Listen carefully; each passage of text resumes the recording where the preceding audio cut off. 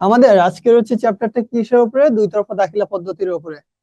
আমাদের দুই তরফা দাখিলা পদ্ধতি থেকে দুইটা কোশ্চেন হয়। কয়টা কোশ্চেন হবে? দুইটা কোশ্চেন হবে, বুঝছেন?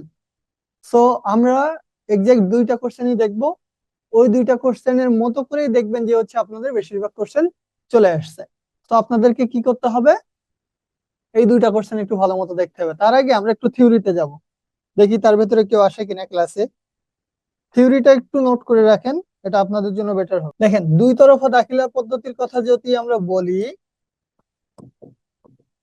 দুই তরফা দাখিলা পদ্ধতি,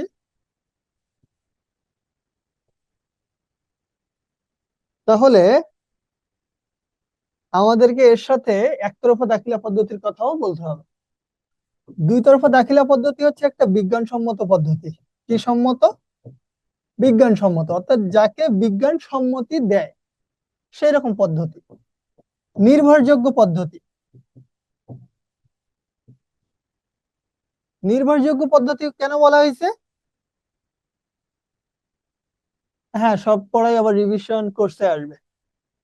আচ্ছা, নির্ভরযোগ্য পদ্ধতি কেন বলা হয়েছে? কারণ হচ্ছে এটার উপরে নির্ভর করে আপনি যে কোনো সিদ্ধান্ত নিতে পারেন। এরপরে যেটা, সেটা হচ্ছে বিশ্বস্ত। এই যে দুই তরফা দাখিলা পদ্ধতি বিজ্ঞানসম্মত, নির্ভরযোগ্য এবং বিশ্বস্ত, অর্থাৎ এটাকে আপনি যে রেজাল্ট আসবে সেটাকে আপনি বিশ্বাস করতে পারেন। আর একটা জিনিস, সেটা হচ্ছে সর্বজন সম্মত। সর্বজন সম্মত বলতে যেটা বোঝানো হচ্ছে, সবাই যেটাকে অ্যাকসেপ্ট করে। মনে করেন একটা ব্যক্তি ভালো, তাকে সবাই অ্যাকসেপ্ট করতেছে, এটাকে বলা হয় সর্বজন সম্মত। ঠিক তেমনি বিজ্ঞান সম্মত বলতে বোঝায় যেখানে সাধারণত বিজ্ঞান যে পদ্ধতিটাকে মেনটেন করছে বা যে পদ্ধতিটাকে মেনে নিছে, যে হ্যাঁ এই পদ্ধতি সঠিক, সেটাকে বলা হয় বিজ্ঞান সম্মত। নির্ভরযোগ্য, বিশ্বস্ত আর সর্বজন সম্মত। এই দুই তরফা দাখিলা পদ্ধতিতে হিসাব হচ্ছে 5 প্রকার। তাহলে দুই তরফা দাখিলা পদ্ধতিতে হিসাব কয় প্রকার? 5 প্রকার। এক হচ্ছে সম্পদ, দুই হচ্ছে দায়, তিন মূলধন, চার হচ্ছে আয়, এবং 5 নম্বর হচ্ছে ব্যয়। এই 5 প্রকার হিসাবের কথা সাধারণত দুই তরফা দাখিলা পদ্ধতি বলে থাকে। আমরা যে 5 প্রকার হিসাব দেখি বা আমরা যে জাবেদা করি, খতিয়ান করি, এই কথাগুলো শুধুমাত্র বলে থাকি কে? দুই তরফা দাখিলা পদ্ধতি। তাহলে আমাদের দুই তরফা দাখিলা পদ্ধতি হচ্ছে বিজ্ঞানসম্মত, নির্ভরযোগ্য, বিশ্বস্ত, সর্বজন সম্মত। এর ক্ষেত্রে হিসাব হচ্ছে 5 প্রকার: সম্পদ, দায়, মূলধন, আয় আর ব্যয়। পরবর্তীতে যদি আমরা আসি, সেটা হচ্ছে দুই তরফা দাখিলা পদ্ধতির কিছু চক্র আছে, যেটাকে আমরা হিসাব চক্র নামে চিনি। চক্র কেন বলা হয়? দেখেন, এইখানে আসলো, আমরা ছোটবেলায় পড়ছিলাম, জিনিসটা হচ্ছে চক্রাকারে যে জিনিস ঘুরতে থাকে। যেমন আমরা নর্মালি কি দেখি, একটা সাইকেলের চাকা চক্রাকারে ঘুরতে থাকে, তার মানে ওটাকে ওই চক্রাকারে ঘুরতে থাকে, তাই বলা হয়েছে চাকা। ঠিক তেমনি হিসাব চক্র বলতে বোঝানো হয় হিসাবের যে ঘরগুলো একটার সাথে আরেকটা রিলেটেড, এই জন্য এটাকে বলা হয় হিসাব চক্র। কিভাবে রিলেটেড আমরা একটু দেখার চেষ্টা করি, তাহলে দেখবেন ক্লিয়ার হয়ে গেছে বিষয়টা। সবার আগে যেটা আসে সেটা হচ্ছে লেনদেন শনাক্তকরণ। কি আসবে? লেনদেন শনাক্তকরণ। আপনাদেরকে একটা কথা বলে রাখি, আপনারা যে ক্লাসে নোট করতেছেন কিনা সেটা আমি একটু খেয়াল করব। যেমন আমি আজকেই আপনাদের গ্রুপ খুলে দিব, এবং ওই গ্রুপে আপনার ক্লাস নোটটা, অর্থাৎ আমার ক্লাস শেষে নোটটা ওইখানে সাবমিট করবেন, ওই গ্রুপে দিয়ে দিবেন। আজকে আমি আপনাদেরকে আলাদা করে গ্রুপ করে দিব। লেনদেন শনাক্তকরণ, আপনি সবার আগে লেনদেনটাকে কি করছেন? শনাক্ত করছেন, যে হ্যাঁ ভাই, এটা লেনদেন, এটা লেনদেন নয়। আমরা কি করছিলাম প্রথমেই?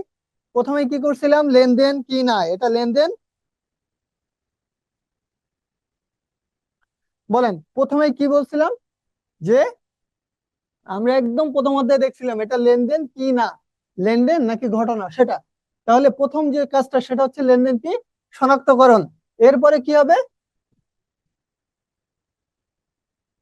লেনদেনটাকে বিশ্লেষণ করা, অর্থাৎ কোন কোন জিনিসের ভেতরে আছে সেটাকে খুঁজে বের করা। এটা সম্পদ, আয়, ব্যয়, দায় খুঁজে বের করা, এটা হচ্ছে লেনদেন বিশ্লেষণ। বিশ্লেষণ যখন করা হয়ে যাবে তখন আপনি জাবেদাভুক্তকরণ করবেন, অর্থাৎ জাবেদায় ওই জিনিসটাকে লিখে ফেলবেন তারিখ অনুসারে। তারপরে যাবেন খতিয়ানে। খতিয়ানে পরে কি হবে? রেয়ামিল।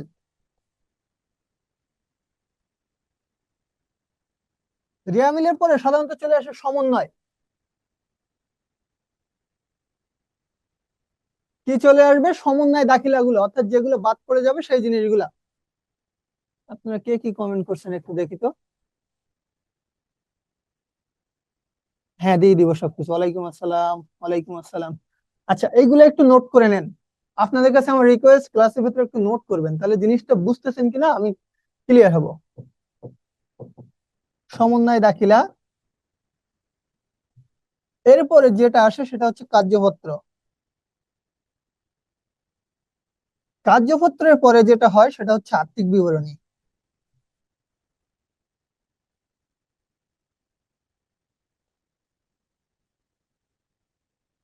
হিসাব পরবর্তী রিয়ামিল চলে আসে একটা আমাদের, যদিও সেটা দরকার হয় না, হিসাব পরবর্তী সমন্বয় দাখিলা হইলেই হয়।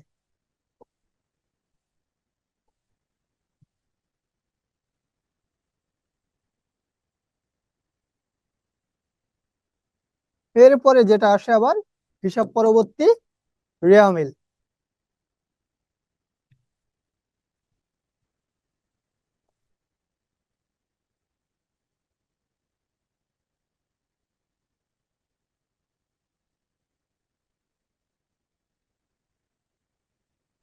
দেন আবার যেটা হবে, আবার শুরু থেকে যাবে এই যেটা, আবার লেনদেন শনাক্তকরণ, বিশ্লেষণ, জাবেদাভুক্তকরণ, অর্থাৎ এটা একটা সার্কেলে চলতে থাকবে।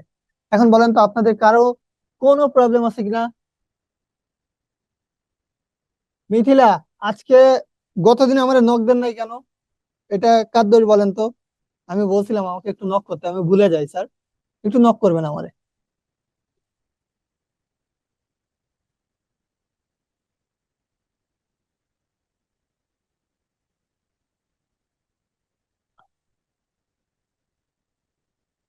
রুশ্মি, ওকে। আচ্ছা, হিসাব, আগে স্লাইডটা গতদিনে করছেন? আচ্ছা, ওটা দিয়ে দিব।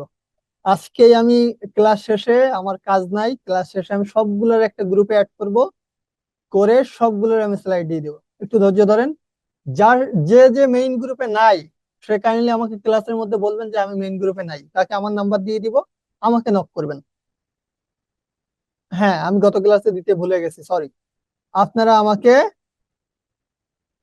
মাস্ট দিয়ে দিব, দিব দিব, ধৈর্য ধরেন। আচ্ছা, হিসাব চক্র তাহলে কি? হিসাব চক্র হচ্ছে হিসাব বিজ্ঞানের প্রত্যেকটা যে ঘটনা সেটাকে লিপিবদ্ধ করার যে একটা একটা ধাপ, সেই ধাপগুলোর সমন্বয় হচ্ছে হিসাব চক্র। ক্লিয়ার সবার কাছে? এই যে একটা একটা ধাপ, এই ধাপগুলা সাইকেলের চাকার মতো একটা একটা করে ঘুরতে থাকে। সাইকেলের চাকা কি একবারে পুরোটা ঘোরে?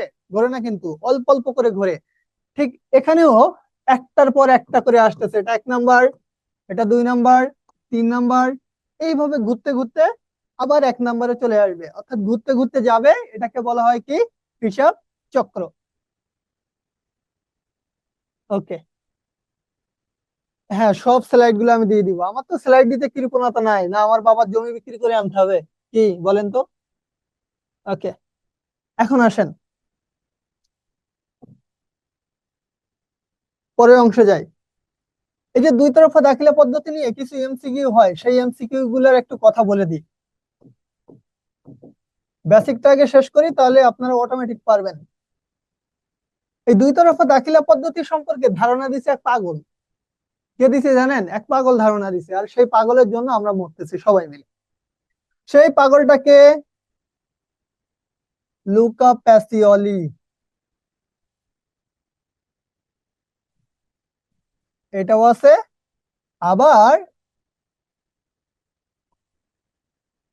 প্যাসিলিও আছে, তবে এটাই অ্যাপ্রুভ না। প্যাসিওলিটা হচ্ছে অ্যাপ্রুভ, এটা একটু মাথায় রাখেন। বানানটা দুইটাই কাছাকাছি আছে, দুইটা বইয়ে এই জিনিসটা উল্লেখ আছে। তবে এইটা হচ্ছে রাইট। এটা মাথায় রেখেন, যেহেতু আমাদের ইংরেজি থেকে বাংলায় আসছে তো, আর উনি একজন ইতালি ব্যক্তি, তো কিছু বানান আর উচ্চারণের মিস্টেক থাকে। তো তাহলে দুই তরফা দাখিলা পদ্ধতি আমরা আগেই বলে আসছি এটা একটা বিজ্ঞানসম্মত, বা এটা হচ্ছে এই পদ্ধতি। এখন যেটা বলতে চাচ্ছি সেটা হচ্ছে লুকা প্যাসিওলি এই দুই তরফা দাখিলা পদ্ধতির জনক বা উদ্ভাবক। এই লুকা প্যাসিওলি কে?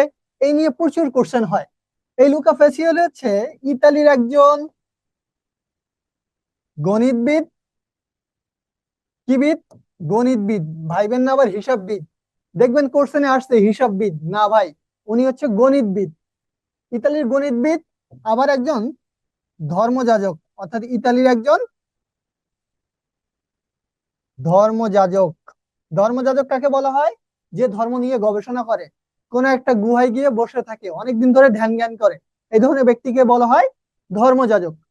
এখন এই লুকা প্যাচিওলির আসলে দুতরফা দাখিলা পদ্ধতি সম্পর্কে কি ধরনের আবিষ্কার আছে, কেন তাকে জনক বলা হয়? একটা ব্যক্তিকে সেই কাজের জনক বলতে হয় তখনই যখন সেই কাজে তার একটা বড় ধরনের অবদান থাকে।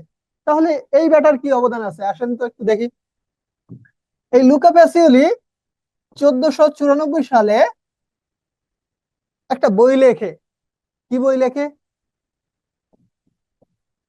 সুম্মা ডি অ্যারিথমেটিকা।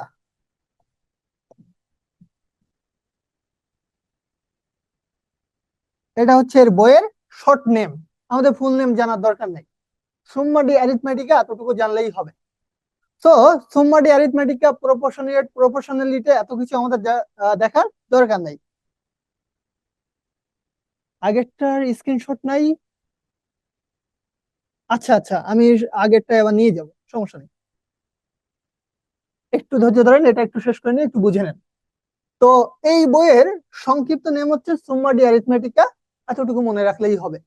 এখন 1494 সালে এই যে সুম্মা ডি অ্যারিথমেটিকা বইটা লেখেন, এই বইয়ের মধ্যে উনি সবার আগে দুতরফা দাখিলা পদ্ধতি সম্পর্কে ধারণা দেন। ক্লিয়ার সবার কাছে যে দুই তরফা দাখিলা পদ্ধতিটা কিভাবে আসলো? 1494 সালে সুম্মা ডি অ্যারিথমেটিকা নামক একটা বই লেখেন। ওই বইয়ের ভেতরে উনি দুই তরফার ধারণা দেন। আর উনি হচ্ছেন একজন ইতালি গণিতবিদ এবং ইতালির একজন ধর্মযাজক, যে ধর্ম নিয়ে প্রচুর পরিমাণে গবেষণা করে থাকতেন।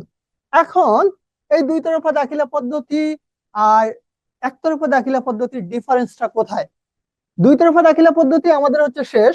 আপনারা যেটা বললেন যে আগের স্লাইড গুলো একটু দেখবেন, নিয়ে নেন স্ক্রিনশট, যদিও আমি সবগুলা একসাথে পিডিএফ করে দিয়ে দিব। আমি বলে দিব যারা সার্ভিস টিমে আছে তাদেরকে এগুলো দিয়ে দিতে।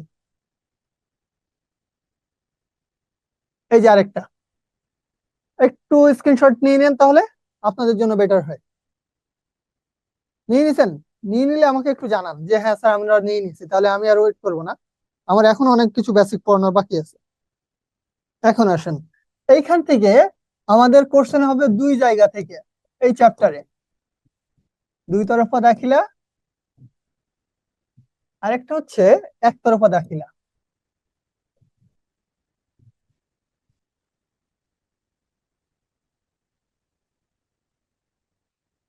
বেসিক ডিফারেন্সটা একটু আপনাদের কাছে ক্লিয়ার করি। দুই তরফা দাখিলা পদ্ধতি হচ্ছে সব থেকে ভালো, বেস্ট, পারফেক্ট।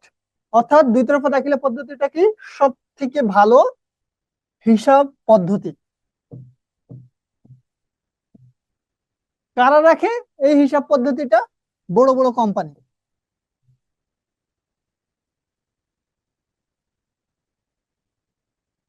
এবার আসেন, এর ক্ষেত্রে দেখি একতরফা দাখিলা যে খারাপ আমি সেটা বলবো না, তবে বিজ্ঞানসম্মত নয়। কি না? বিজ্ঞান এটাকে সম্মতি দেয় না, বলে না যে এটা পারফেক্ট। অর্থাৎ মোটামুটি বলতে পারেন। মোটা আর মুটি, তাই দিয়ে মোটামুটি বললাম, মুটি আর বললাম না, খারাপ দেখা যাবে তাই, বুঝছেন? একটু আবার গায়ে নিয়েন না কেউ।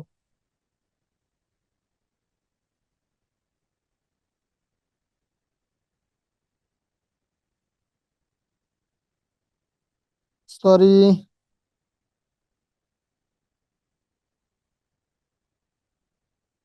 আচ্ছা, এটা গেল।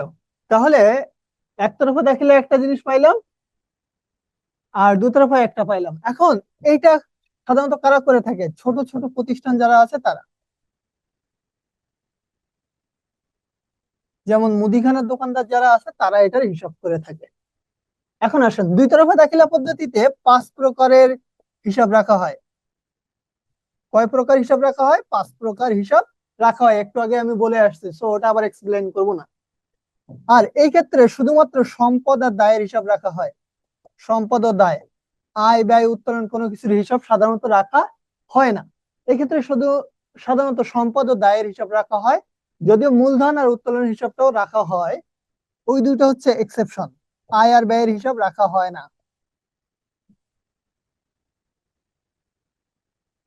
তাহলে আমরা যদি বলি বিজ্ঞানসম্মত কোনটা, দুই তরফা দাখিলা পদ্ধতি।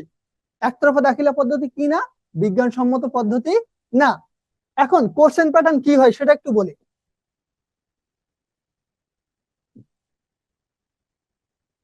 কোশ্চেন প্যাটার্ন যদি আমি বলি সেটা হচ্ছে এই বেটা থেকে ফার্স্ট কোশ্চেন দিবে মোট বিক্রয় কি, নিট বিক্রয় কি, হ্যান ত্যান কি, কিছু একটা দিয়ে দিবে। খ নম্বরে বারবার একই কোশ্চেন আসে, সেটা হচ্ছে ডেবিট ক্রেডিট নির্ণয় করো। কোনটা ডেবিট কোনটা ক্রেডিট, কেন ডেবিট কেন ক্রেডিট সেটা নির্ণয় করতে বলা হবে। 2 নম্বরে সাধারণত এইটা থেকে কোশ্চেন হয় এই প্রকার, যে হিসাব সমীকরণে প্রভাব দাও।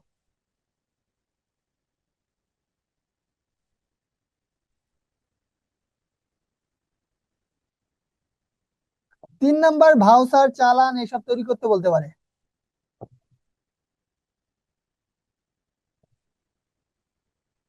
আপনাদের কাছে দুই তরফা দাখিলা পদ্ধতির কোশ্চেন প্যাটার্ন ক্লিয়ার হয়েছে কিনা একটু আমাকে বলেন।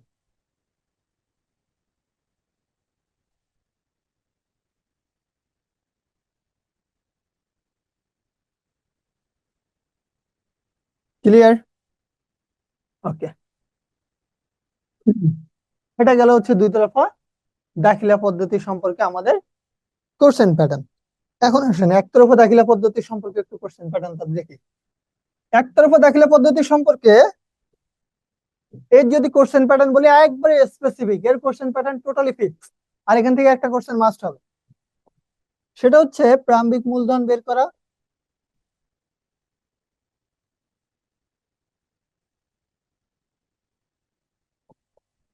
সমাপনী মূলধন বের করা,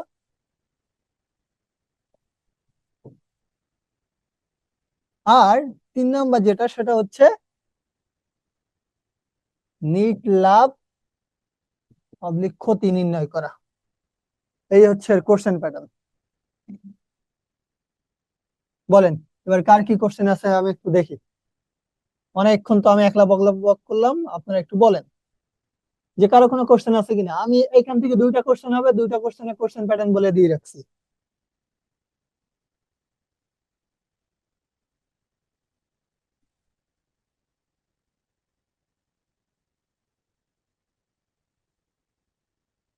সবার কাছে ক্লিয়ার হয়েছে? আচ্ছা, অ্যাকাউন্টিং কার কাছে কঠিন লাগতেছে বলেন তো? আমি যে এই ক্লাস নিচ্ছি আপনাদের কাছে কি অনেক কঠিন লাগে? আপনারা কি আমার পড়ানো আদৌ বুঝেন নাকি বুঝেন না? আমি সেটাও বুঝি না। সে যাবিন কথা বলে না, তারপরে আপনারা অনেকেই কথা বলেন না। মিথিলা, বুঝতেছেন আপনারা? মানে আহ বলেন যে আমার পড়ানো আসলেই বুঝেন কিনা। বোরিং লাগতেছে কার কাছে? আমার ক্লাসটা বোরিং লাগতেছে কার কাছে, আমি তার সাথে একটু কথা বলি।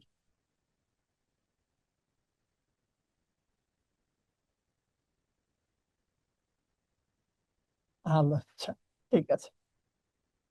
আহ থ্যাংক ইউ। আমি আরো চেষ্টা করব আপনাদেরকে আরো সহজ করে বোঝানোর, বুঝছেন? ওকে আনি।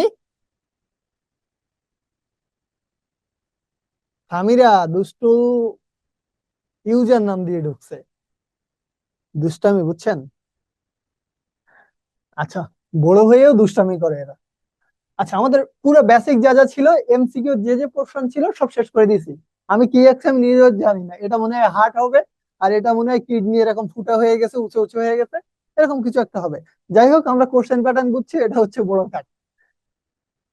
এখন আমরা কোশ্চেন প্যাটার্ন যেহেতু দেখছি, কোশ্চেন সলভ করব। আমি পুরোটা আজকে থেকে বলে দিব, পুরোটারে একটা পিডিএফ আকারে, অর্থাৎ এই যে নোট সহ আমাদের যে পিপিটি যেটা অর্থাৎ লেকচার যেটা আমি ক্লাসে দেখাচ্ছি আপনাদের করছেন, সেটা সহ একটা পিডিএফ করে আপনাদেরকে গ্রুপে দিয়ে দিব। আর আজকে যে মেইন গ্রুপে অ্যাড নাই বা যে কোনো গ্রুপে অ্যাড নাই, সে বলবেন, আমি নাম্বার দিয়ে দিব, আমাকে ইনবক্স করবেন, আলাদা করে একটা গ্রুপ খুলে দিব, পাকামো একদম বের করে দিব। এখানে ক্লাস নিব ঠিক মতো আমি, আপনারাও ফিডব্যাক দিবেন ঠিক মতো। এটা হচ্ছে আমি আপনাদের কাছে চাই। বাবা মা কষ্ট করতেছে না আপনাদের জন্য, বলেন এখন দুষ্টামি করলে হবে?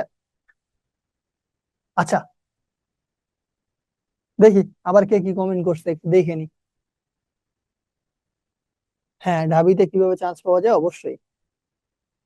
আচ্ছা, ঠিক আছে। আমার ক্যাম্পাসে চান্স পাবেন, রাফিকুল নাই না? আচ্ছা। দেখেন, এইখানটাতে একটু ক্লিয়ার করি, আপনারা কিভাবে বুঝবেন যে এটা একতরফা দাখিলা পদ্ধতি। বলছে জনাব শহীদুল ইসলাম তার ব্যবসা প্রতিষ্ঠানে রিয়াদ এন্টারপ্রাইজের ব্যবসার বিস্তারিত হিসাব সংরক্ষণ করেন না। এই কথার মাধ্যমে বুঝবেন যে বিস্তারিত হিসাব উনি সংরক্ষণ করেন না, তার মানে অলর ব্যক্তি, আর অলর ব্যক্তিরা একতরফা দাখিলা পদ্ধতি মেনটেন করে। 1 জানুয়ারি 2017 তারিখে তার ব্যবসায়ের মোট সম্পদ ছিল 5,50,000, 1,70,000। কয় তারিখ বলছে? তারিখ খেয়াল রাখবেন, 1 জানুয়ারি 2017। বছরের শুরুতে কোনো তারিখ দেওয়া থাকলে সেটাকে কি বলে? প্রারম্ভিক। যেহেতু 1 জানুয়ারি 2017 অর্থাৎ প্রারম্ভিক দেওয়া আছে, তার মানে এটা হচ্ছে, বলছে যথাক্রমে। যথাক্রমে মানে কি? প্রথমটা মোট সম্পদ, তার মানে এই টাকাটা হচ্ছে মোট সম্পদের। তারপরে বলা হয়েছে দায়, তার মানে এই টাকাটা হচ্ছে দায়ের টাকা। এক কথায় আমরা প্রারম্ভিক সম্পদ আর প্রারম্ভিক দায়ের টাকা পেয়ে গেলাম। এরপরে আসেন, উক্ত বছরে জনাব শহীদুল ইসলাম আরো 50,000 টাকা নতুন করে ব্যবসায় বিনিয়োগ করেন। নতুন করে যদি ব্যবসায় 50,000 টাকা নিয়ে আসে, তাহলে সেটাকে আমরা কি বলি? অতিরিক্ত মূলধন। আমি কেন কোশ্চেনে লাইন বাই লাইন পড়াচ্ছি জানেন? প্রত্যেকটা কোশ্চেনের মধ্যে উত্তর থাকে। যেমন মনে করেন কেউ একজন মরতে গেছে, 10 তলায় উপরে উঠে সুইসাইড করবে, আমি গিয়ে ওরা জিজ্ঞাসা করলাম তুই মরতে গেলি কেন? তার মানে কোশ্চেনের মধ্যে অ্যান্সার আছে কেন মরতে গেছে।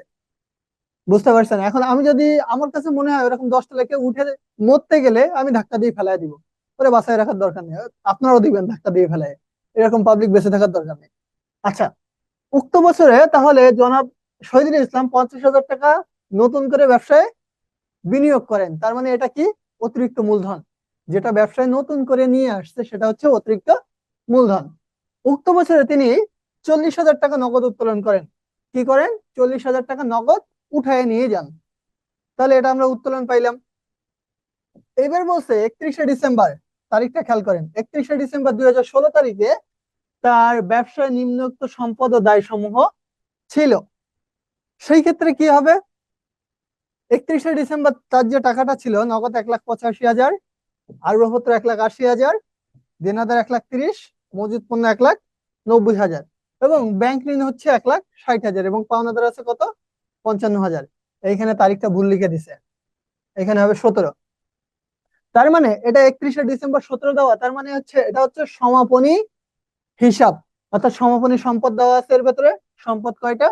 নগদ, আসবাবপত্র, দেনাদার, আর মজুদ পণ্য আমরা জানি কি, এটাও সমাপনী মজুদ পণ্য আমাদের জন্য কি? চলতি সম্পদ।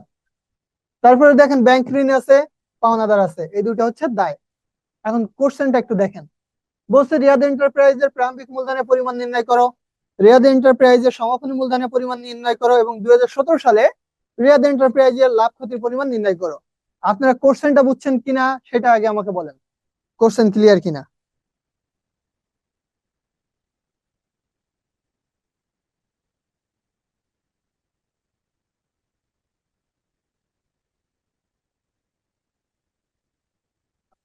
এদের কাছে ক্লিয়ার না? সব সময় কি করবেন?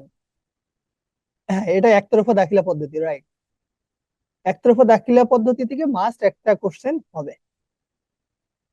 ওকে, তো এই অধ্যায় এই কোশ্চেনটা একটু ভালো মতো দেখবেন, দেখবেন একটা কোশ্চেন আপনি পেরে গেছেন অটোমেটিক। একটা মজার কথা বলি, বুঝছেন? কেউ যদি মারা যাইতে চায়, ভুলি নাই রে, কাউরে ভুলি নাই, আমি একটু আগে গ্রাম থেকে আসছি, এসে ডিরেক্ট ক্লাসে আসছি, বুঝছেন এনার্জি কোন লেভেলে। আমার এলাকা বা আমার গ্রাম সম্পর্কে যারা জানে, আমার বাসা থেকে আসতে গেলে প্রায় 7-8 ঘন্টা জার্নি করতে হয়। তো 7-8 ঘন্টা জার্নি করে এসে ক্লাস নিছি, আপনারা একদম ট্রুলি বলেন, আমি যদি এখন না বলতাম আপনারা বুঝতে পারছেন যে আমার ভেতরে টায়ার্ডনেস কাজ করতেছে?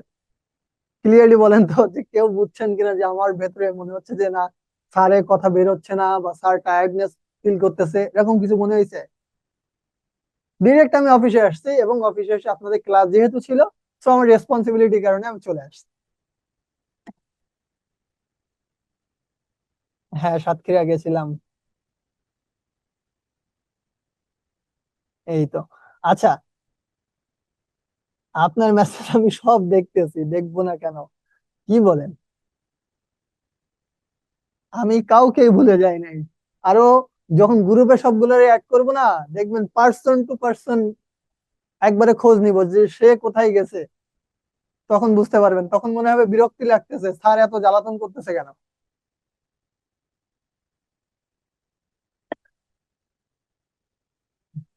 না না, আমি একবারে পারফেক্ট আছি, আমার কোনো শরীরে আলহামদুলিল্লাহ কোনো ধরনের প্রবলেম নাই। ওকে, চলেন। কি বলছে? রিয়াদ এন্টারপ্রাইজের প্রারম্ভিক মূলধনের পরিমাণ নির্ণয় করো, সমাপনী মূলধনের পরিমাণ নির্ণয় করো এবং নিট লাভ ক্ষতির পরিমাণ নির্ণয় করো। তো এখন আমাদের কাজ কি করতে হবে? এই ম্যাথটাকে আমরা সলভ করব, সাথে আমরা সূত্রগুলোও একবারে লিখে নেব নোট করে। ওকে। ক নাম্বার?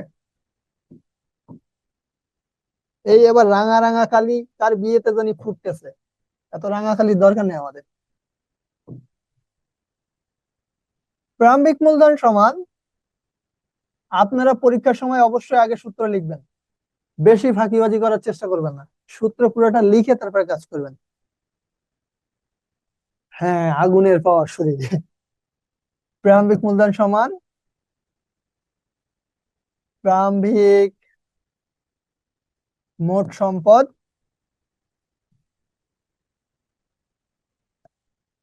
মাইনাস প্রারম্ভিক মোট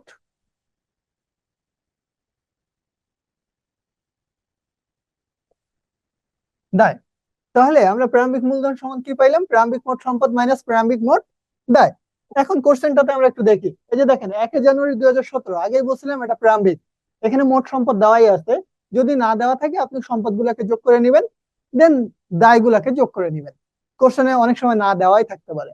তো মোট সম্পদ সমান কত টাকা? 5,25,000 টাকা। এবং মোট দায় সমান কত টাকা? 1,70,000 টাকা। তাহলে আমরা মোট সম্পদ দেওয়াই আছে 5,50,000,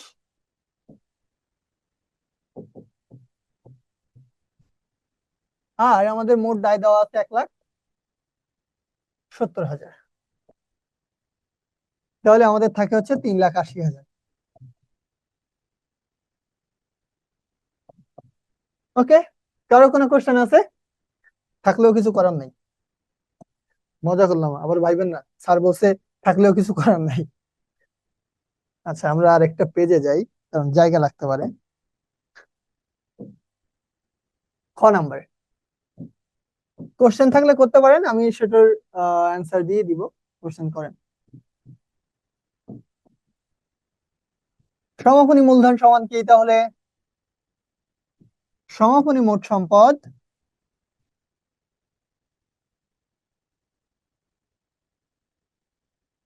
মাইনাস সমাপনী মোট দায়।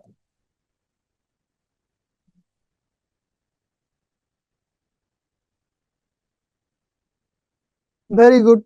এখন যেহেতু আমরা লিখে ফেললাম সমাপনী মোট সম্পদ, দেখেন তো সমাপনী সম্পদের মধ্যে প্রথম আছে নগদ 1,85,000, আসবাবপত্র 1,80,000, দেনাদার 1,30,000, মজুত পণ্য 90,000 টাকা। এই ক্ষেত্রে ফাঁকিবাজির কোনো চিন্তা করবেন না, কোশ্চেনটা যেভাবে আছে সেভাবে উঠাবেন, আগে মোট সম্পদটাকে সুন্দর করে লিখবেন। যেমন আমাদের প্রথমটা কি আছে? নগদ 1,85,000, আসবাবপত্র 1,80,000। এখানে লিখবেন নগদ যোগ আসবাবপত্র। এখন বলতে পারেন স্যার এইভাবে কি আবার লিখে দেখাতে হবে? অবশ্যই লিখে দেখাতে হবে। আপনি এই কোশ্চেনের অ্যান্সার হয়ে যাবে এমনি 15 মিনিটে, তাতে যদি ফাঁকিবাজি করেন টিচার বুঝেই যাবে যে একটা বাটপার।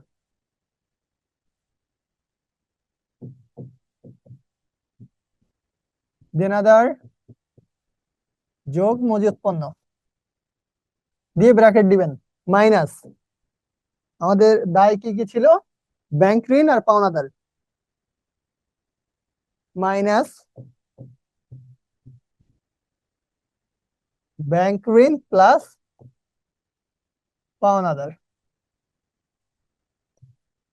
এইবার টাকার অঙ্কটা বসান, দেখি জ্যোতি কি বলছে। ফাইনাল এক্সামে নাই। এই শোনেন, আপনাদেরকে আমি গ্রুপ কেন খুলতেছি জানেন?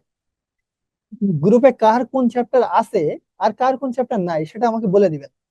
আর মনে করেন কারোর একটা চ্যাপ্টার আছে কিন্তু সেই চ্যাপ্টারটা ক্লাসে যাই নাই, স্কিপ হয়ে গেছে, তাহলে সে বললে দেখা যাবে আমি ক্লাসটা রেকর্ডেড নিয়ে আপনাদেরকে সাবমিট করে দিব। কেমন? তাহলে প্রবলেম সলভ হয়ে যাবে। আচ্ছা, ডাক্তারের সাথে যদি ফেস টু ফেস কানেকশন না হয়, রোগীর কি অবস্থা হয় জানেন? রোগী মারা যাওয়ার চান্স বেশি থাকে। যেমন মনে করেন আমি একজন ডাক্তার, ধরে নেন, আবার ভাইবেন না যে এই বেটা পড়ছে কমার্সে আবার ডাক্তার বলে নিজেরে। বিষয়টা হচ্ছে, মনে করেন আমি একজন ডাক্তার এবং আপনার বা আরো একজনের হার্টের অ্যাটাক হয়েছে। এখন আমি গিয়ে লাইভে তাকে বললাম যে আচ্ছা ঠিক আছে, তুমি এখানে হাত চেপে ধরো, এখানে হাটের উপরে পা উঠে দাও, এইখানে গালে পানি দাও। এখন বলেন, আমি সামনে থাকলে যেভাবে আপনাকে ট্রিট করতাম, আপনার পাশের ব্যক্তিকে আমি যখন বলতেছি ও কি সেম ভাবে ট্রিট করতে পারবে? সম্ভব? কখনোই সম্ভব না। সো বিষয়টা হচ্ছে, আমি যখন কোনো মাধ্যম দিয়ে আপনাকে হেল্প করতে চাইবো, তখন সেই হেল্পিং হ্যান্ডটা বেস্ট হবে না। সো আমি কি করব? ডিরেক্ট কানেকশনে যাব আপনার সাথে।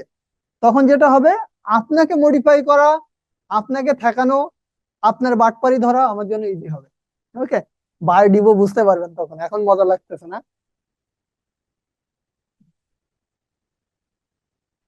দিয়েন দিয়েন। আমার এই হোয়াটসঅ্যাপে মঙ্গল গ্রহে পাবেন। আরেকজন আসছে আমার হোয়াটসঅ্যাপে, কেমনে পাবে? আচ্ছা, 1,85,000, 1,80,000 আর 1,30,000। সব মনে রাখতে পারবো না। আপনারা তো হেল্পও করবেন না, সবগুলো দুষ্ট।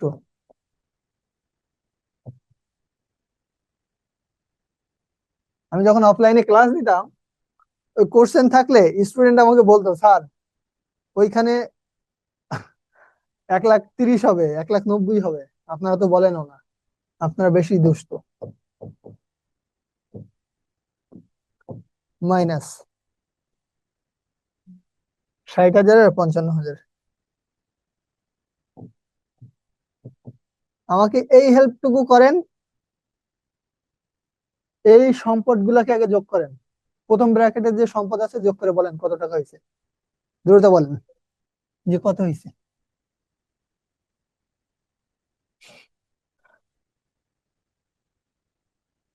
জি জি, আপনি দুষ্ট না। ঠিক আছে, কিসের গ্রুপ খোলা যায় দেখি আমরা একটু। 7, 1,15,000। কি ব্যাপার ভাই, আপনারা এক একজন এক এক কথা বলতেছেন, আমি কিছু বুঝতেছি না, সিরিয়াসলি না। Mithila, are you right? আমি কনফিউজ হয়ে যাচ্ছি। এক একজন এক এক। 2, 3।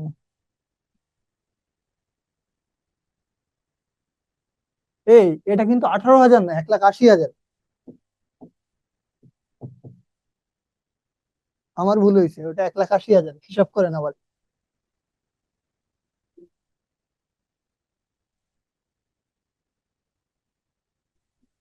লেখা এখানে বোঝা যায় না, আচ্ছা। এবার দেখেন কত হয় দেখেন, আপনাদের দিয়ে একটু কাজ করাই। ওকে,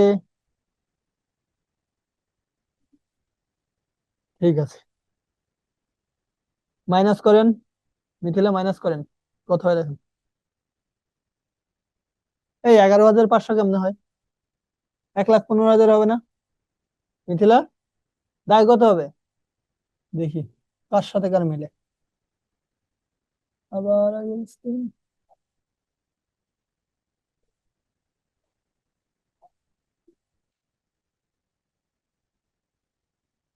একটা জিরো কম হইলে বাকি টাকা আপনার থেকে নিব আমি। জিরো কম হয় কেমনে কমার্সে পড়ে?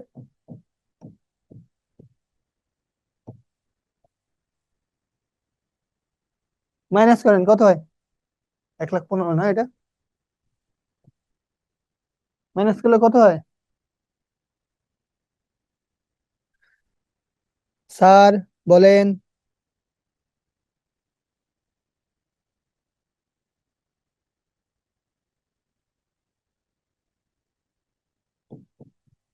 থ্যাংক ইউ, আপনারা আমাকে অনেকগুলো হেল্প করছেন। Thank you so much.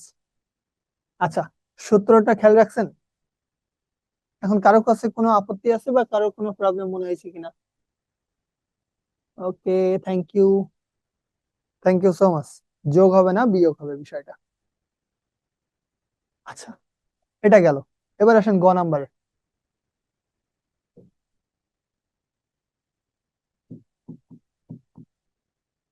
NEET লাভ বা ক্ষতি যদি আমরা বের করতে যাই,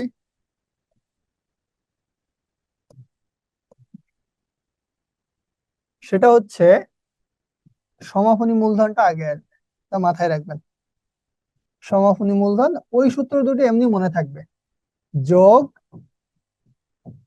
উত্তোলন দিয়ে ব্র্যাকেট দিবেন, মাইনাস প্রারম্ভিক মূলধন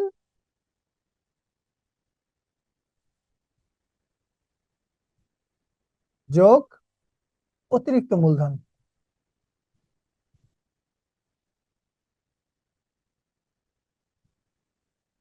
এটা আবার ব্র্যাকেট যাবে।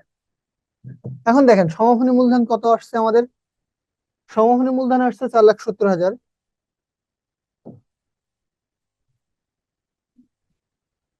যোগ আমাদের উত্তোলন কত টাকা আছে কোশ্চেনে। এখানে দেখেন উত্তোলন দেওয়া আছে 40,000 টাকায়, যে নগদ তিনি উত্তোলন করলেন 40,000।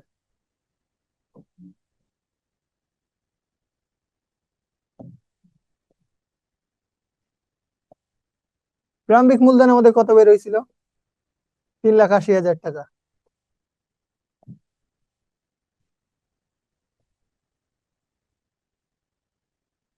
এইখানে দেখেন আমাদের শহীদুল স্যার আরো 50,000 টাকা ব্যবসায় নিয়ে আসছিলেন।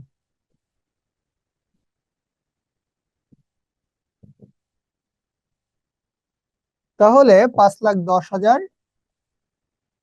মাইনাস 4,30,000,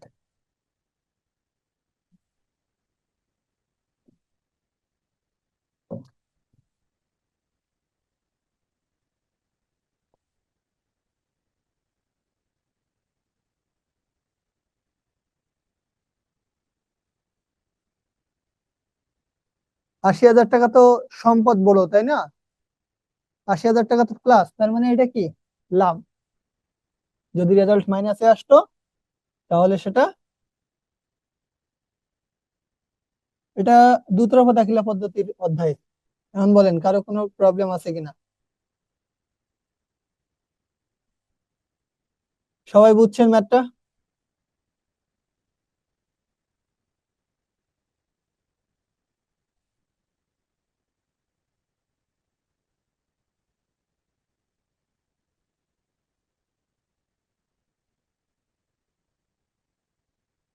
নিশত, দুই তরফা দাখিলা পদ্ধতি, তৃতীয় অধ্যায়।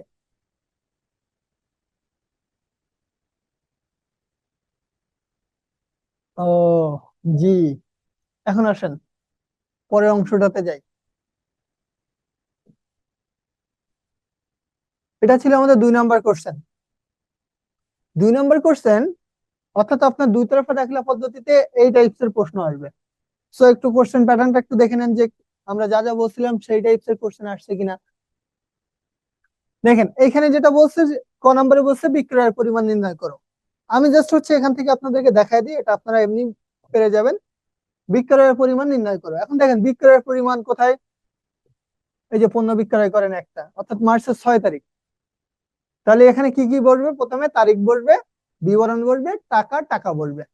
তারিখের ঘরে তারিখ লিখবেন, বিবরণের ঘরে লিখবেন জাহিদের নিকট থেকে নিকট বিস্কুট বিক্রয়, দেন টাকার ঘরে 15,000 লিখবেন প্রথম টাকার ঘরে। দোকান ভাড়া তো এখানে বসবে না, নগদে পণ্য বিক্রয় অর্থাৎ 10 তারিখ আবার বসবে। তাহলে 10 তারিখ লিখে 75,000 টাকা লিখে দিবেন, কমপ্লিট। লেখা বোঝা যায় না? নেটওয়ার্কের প্রবলেম দিচ্ছে মনে হয়, আমি তো স্ক্রিনে দেখতে পাচ্ছি যে আপনাদের ক্লিয়ার যাচ্ছে স্যার। একটু নেটওয়ার্কটা একটু আশপাশ করেন তো, বাড়ান তো একটু। এটা গেল 75,000।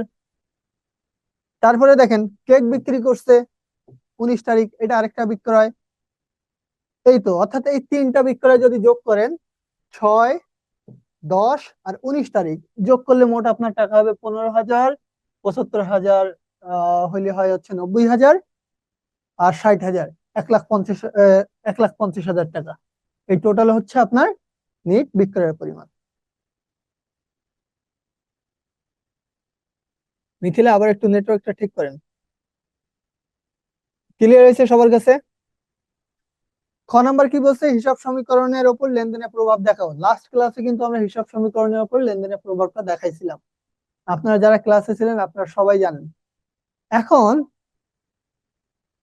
এই যে 1, 3, 7, 10 তারিখের কি বলা হয়েছে? 1 তারিখ, 3 তারিখ, 7 তারিখ, 10 তারিখের জাবেদাটা আগে আমরা করি, তাহলে তো আমরা হিসাব সমীকরণে বসাইতে পারবো। এটার জন্য আমাদের এই যে 2 তারিখের, অর্থাৎ প্রথমে যে মার্চের 1 তারিখে যে হিসাব সমীকরণটা আছে, এটাই অনেক প্রবলেম হয়, সবারই হয়। তো আমি এই জিনিসটা আগে একটু ক্লিয়ার করি আপনাদের কাছে। চলেন তাহলে আমাদের হিসাব সমীকরণের আগে কি করতে হবে? একটা ছক টানতে হবে।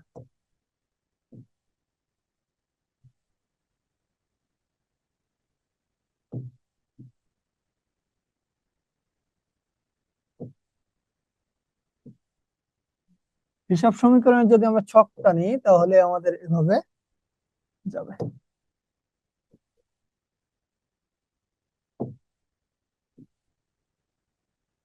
সম্পদের সাইড এটা, এটা হচ্ছে বিশেষ সাইড,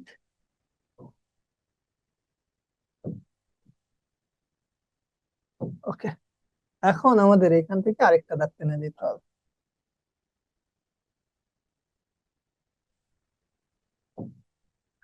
সবার আগে কি হবে? তারিখ,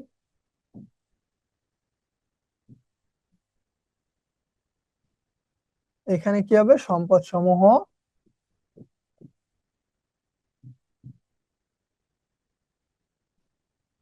এখানে সমান চিহ্ন,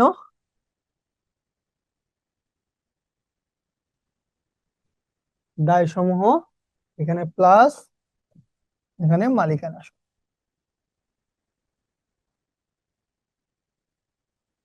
ওকে। এখন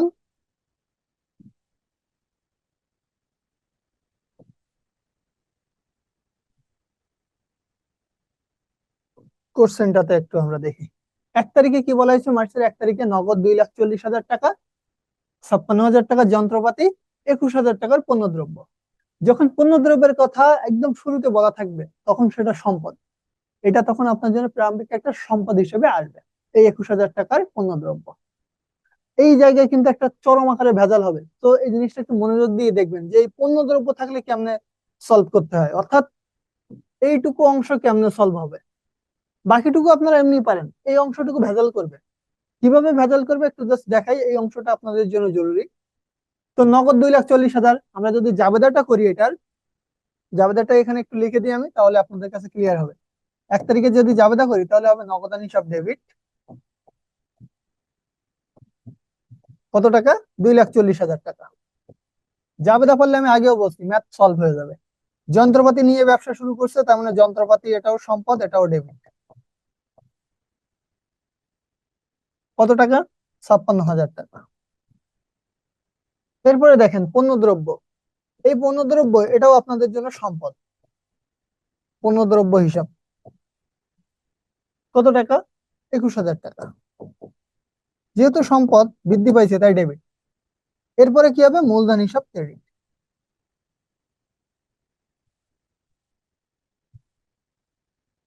কেমনে ক্রেডিটের টাকাটা আসবে? এই তিনটাকে যোগ করেন, 2,40,000 আর 56 হয় হচ্ছে 2,96,000 টাকা, 3,10,000, 16, 3,17,000 টাকা। এটা হচ্ছে আমাদের জাবেদা। জাবেদা পারলে ম্যাথ ইজি। এখন ওইখানে কিভাবে বসাবো একটা একটা করে টেনে টেনে বসাই, বুঝছেন? তাহলে জিনিসটা ক্লিয়ার হবে। দেখেন নগদান হিসাব ডেবিট 2,40,000, নগদান যেহেতু সম্পদ তাই আমরা সম্পদের ঘরে বসাবো টাকাটা।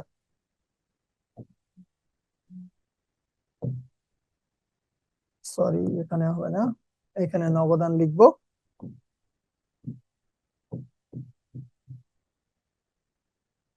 হিসাব লেখার দরকার নাই যদিও, এত জায়গা পাবেন না। এখন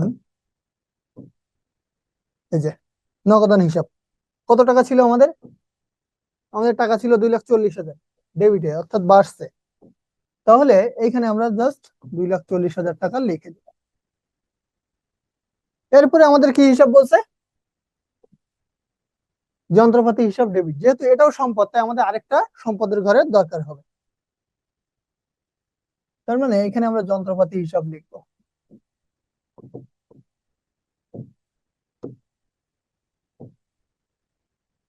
দেখছেন এবার এটা আবার লাফালাফি করে।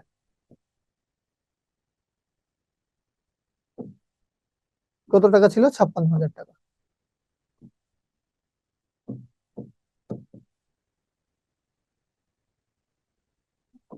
এরপরে আমাদের আবার আছে কি? পণ্য দ্রব্য। সো পণ্য দ্রব্যের কি আছে? আলাদা একটা সম্পদ আছে।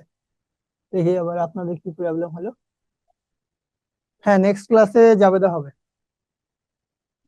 পণ্য দ্রব্য, তাহলে পণ্য দ্রব্য হচ্ছে আমাদের জন্য সম্পদ। এটা এখানে পণ্য দ্রব্য নামেই বলবে। কত টাকা ছিল আমাদের? টাকা ছিল হচ্ছে 21,000 টাকা।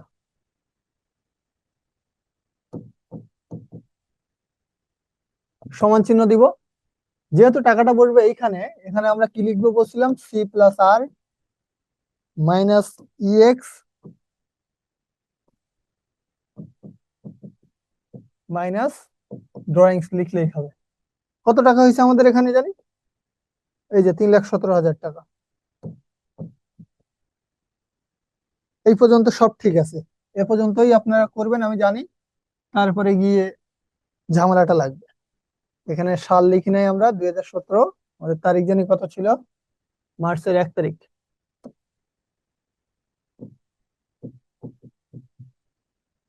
এই পর্যন্ত সবাই বুঝছেন কিনা আমাকে একটু বলেন। তারপরে গিয়ে আমি পরের লাইনটায় যাব এক্সট্রা। এ পর্যন্ত বুঝতে পারছেন সবাই?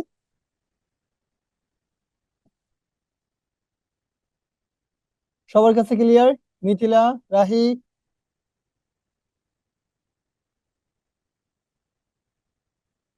বলেন স্যার, আপনারা আছেন তো অনেকেই, বলেন আমাকে বুঝছেন কিনা।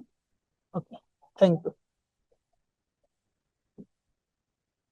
আচ্ছা, এখন যেটা করতে হবে, আবার মার্চের 1 তারিখ দিবেন। এই অংশ কিন্তু আপনাকে বলেই দিবে না যে আপনাকে এটা করতে হবে, তবে এটা আপনার নিজ দায়িত্বে করতে হবে।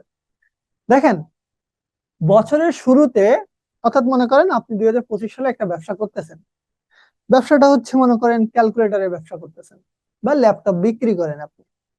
এখন মনে করেন ডিসেম্বর মাসে গিয়ে দেখলেন যে আপনার সব ল্যাপটপ বিক্রি হয়ে যাওয়ার পরে ডিসেম্বরের 31 তারিখে দেখলেন আপনার কাছে 20টা ল্যাপটপ আছে। এই যে 20টা ল্যাপটপ আছে, ডিসেম্বরের 25 তারিখে, অর্থাৎ 31শে ডিসেম্বর 2025-এ আপনি কি দেখতেছেন? এটা আপনার জন্য সম্পদ, সমাপনী সম্পদ। এখন এইটা কি আপনি আবার 2026 সালে নিয়ে যাবেন না? 2026 সালে বিক্রি করবেন না? অবশ্যই চেষ্টা করবেন। তার মানে আপনি 2026 সালে এই পণ্যটা যখন নিয়ে যাবেন ব্যবসায়ে, তখন সেটা কিন্তু সম্পদ হয়েই যাবে। কিন্তু আপনি আমাকে বলেন তো, 2026 সালে এই পণ্যটা আপনি বিক্রি করবেন কিনা? আপনি মাস্ট ট্রাই করবেন এই পণ্যটাকে বিক্রি করার, এবং সবার আগে বিক্রি করার। যেহেতু এটা সবার আগে বিক্রি করার চেষ্টা করবেন, আমরা প্রথমে এটাকে সম্পদ হিসেবে দেখাইছি, যে আমরা লাস্ট বছর থেকে এটাকে নিয়ে আসছি সম্পদ হিসাবে।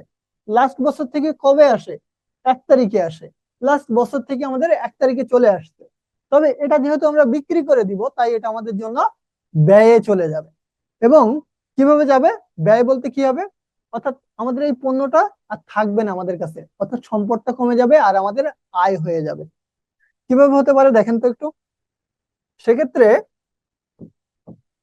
এই 21,000 টাকা মাইনাস হয়ে যাবে, অর্থাৎ কমে যাবে। এটা আমাদের জন্য খরচ হিসেবে চলে যাবে, এবং এইখান থেকেও 21,000 টাকা মাইনাস হয়ে যাবে। এই জায়গাটা হচ্ছে যদি আপনারা না করেন, টিচার এটার জন্য 1 মার্কস কেটে দিবে। এটার এই হচ্ছে ভেজাল। অর্থাৎ ও হচ্ছে পণ্যদ্রব্য থেকে মাইনাস হয়ে যাবে। কেন মাইনাস হয় সেটা আমি একটু বলি। আপনার এই বছরের যে পণ্যটা, অর্থাৎ 2026 সালে যে পণ্যটা আপনি বিক্রি করবেন, সেটা 2025 সাল থেকে নিয়ে আসছেন, তখন সম্পদ হিসেবে দেখাইছেন আপনি। এখন 26 সালে যখন বিক্রি করতেছেন, তখন এটা আপনার জন্য খরচ হয়ে যাচ্ছে। অর্থাৎ ওই পণ্যটা ক্রয় করতে আপনার যা যা খরচ হয়েছিল, সেটার জন্য আপনাকে মাইনাস করতে হচ্ছে। আরো সহজ করে একটু বলি, এই পণ্যটা আপনার কাছে এতদিন, অর্থাৎ এইখানে সম্পদ হিসেবে ছিল। এইখানে এসে আপনি কি করতেছেন, এই সম্পদটাকে বিক্রি করে দিচ্ছেন। যদি সম্পদটা আপনি বিক্রি করে দেন তাহলে কি আপনার কাছে আর টাকা, এই সম্পদটা থাকলো? কমে গেল। কমে গেলে আপনি কি করলেন, মাইনাস হিসেবে দেখাইলেন। আর এইখানে যেহেতু এটা মূলধনের মধ্যেও ছিল, তাই মূলধন থেকেও মাইনাস করতে হবে। তাহলে দুই সাইডে ব্যালেন্স হবে। এখন বলেন বুঝছেন কিনা, এই জায়গাটা খুব ইম্পর্টেন্ট। এটা আপনারা বুঝছেন কিনা আমাকে একটু বলেন। আমি তো ভোটে কখনোই দাঁড়াবো না রাফিম। তারুণ্যের প্রথম ভোট শাহিনুর স্যারের না হোক। পৃথিবীতে আমাকে চরম, আমার কাছে মনে হয় চরম ছ্যাঁচড়ামির একটা কাজ হচ্ছে ইলেকশন করা। চরম ছ্যাঁচড়ামির একটা কাজ। Ah as a candidate of Bangladesh. আচ্ছা মিথিলা, থ্যাংক ইউ। বিষয়টা হচ্ছে, যখন আমরা 1 তারিখে, এই যে দেখেন, এই 1 তারিখে এটাকে আমরা নিয়ে আসছি কোথা থেকে, এই যে 1 তারিখে, মার্চের 1 তারিখে। মার্চের 1 তারিখে যে জিনিসটা আসছে, তার মানে এটা হচ্ছে আগের বছর থেকে আসছে। আমরা 17 সালে হিসাব করতেছি না? তার মানে এটা আসছে 2016 সাল থেকে। 16 সাল থেকে যেহেতু আমাদের কাছে আসছে, এই পণ্য দ্রব্যটা হচ্ছে আমাদের জন্য সম্পদ হিসেবে আসছে। কি হিসেবে আসছে? সম্পদ হিসেবে। তো সম্পদ হিসেবে আসলে আমরা সম্পদের ঘরে লিখি। তাই দেখেন এখানে কিন্তু আমরা লিখছি, প্লাস আকারেই লিখছি কিন্তু। আর এই সম্পদের টাকাটা কোথায় আছে? এই মূলধনের মধ্যেও আছে। এখন জিনিসটা হচ্ছে, এই পণ্যটা কি আপনি বিক্রি করবেন না? যে পণ্যটা আপনি 2016 সাল থেকে নিয়ে আসছেন, ওটা তো আপনি বিক্রি করবেন না। বিক্রি করলে কি আপনার সম্পদটা বাড়বে না কমবে? সম্পদটা কমে যাবে না? অর্থাৎ এই যে, যখন আপনার ধরেই নিতে হবে যে সম্পদটা আপনি বিক্রি করবেন, মাস্ট করবেন, যখন বিক্রি করবেন তখন ওই সম্পদটা কমে যাবে। তাই এই মার্চের 1 তারিখে আমরা সম্পদটাকে মাইনাস করে দেখাইছি। আর যেহেতু এটা মূলধনের মধ্যে আছে টাকাটা, তাই মূলধন থেকেও মাইনাস করে দেখাইছি। এইবার বলেন বুঝছেন কিনা। মিথিলা বুঝছেন?